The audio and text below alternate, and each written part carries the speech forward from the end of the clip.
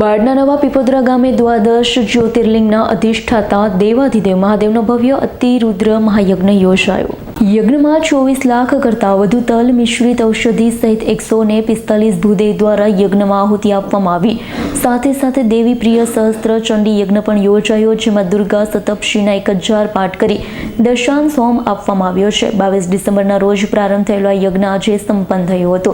યજ્ઞના મુખ્ય યજમાન તરીકે ગુજરાત મિલ્ક ફેડરેશનના ચેરમેન અને સાબર ડેરીના ચેરમેન શામળભાઈ બી પટેલ પરિવાર દ્વારા સંપૂર્ણ આયોજન કરવામાં આવ્યું હતું। મહાયજ્ઞના દર્શન અને પ્રસાદનો હજારો ભક્તોએ લાભ લીધો।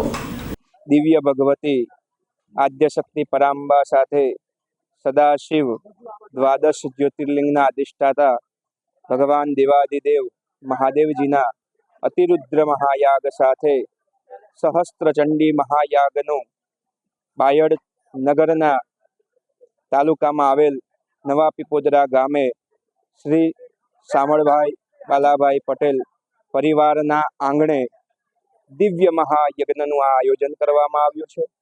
આજે આ યજ્ઞ તારીખ 28/12/2024ના અંતિમ દિવસ તરફ અત્યારે પ્રયાણ કરવા જઈ રહ્યા છીએ।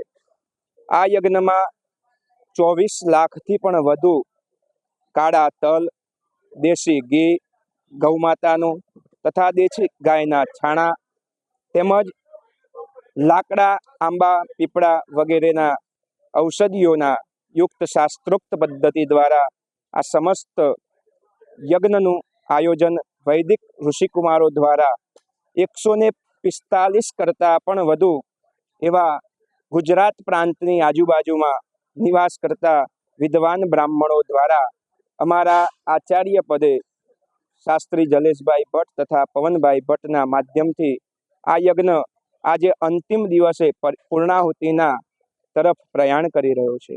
રાષ્ટ્રનું કલ્યાણ થાય, ધર્મ, અર્થ, કામ અને મોક્ષની પ્રાપ્તિ થાય અને સાથે સાથે સુખ, શાંતિ અને સમૃદ્ધિ પ્રાપ્ત થાય એવા દિવ્ય યજ્ઞનું આયોજન કરવામાં આવ્યું છે।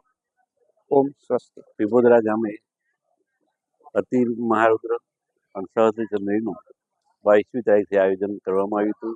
આજે છેલ્લા દિવસ 28મીએ પૂર્ણાહુતિના આરે છે। મા ભગવતીની આજે આરાધના કરી પૂર્ણાહુતિ તરફ જઈ રહ્યા છીએ।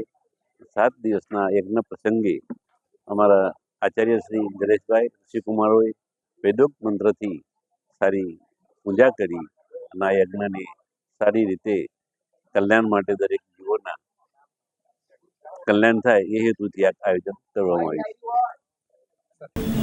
જયદીપ ભાટિયાનો રિપોર્ટ, S9 ન્યૂઝ, અરવલ્લી। અમારી તમામ માહિતીથી અપડેટ રહેવા માટે જોડાયેલા રહો S9 ન્યૂઝ સાથે।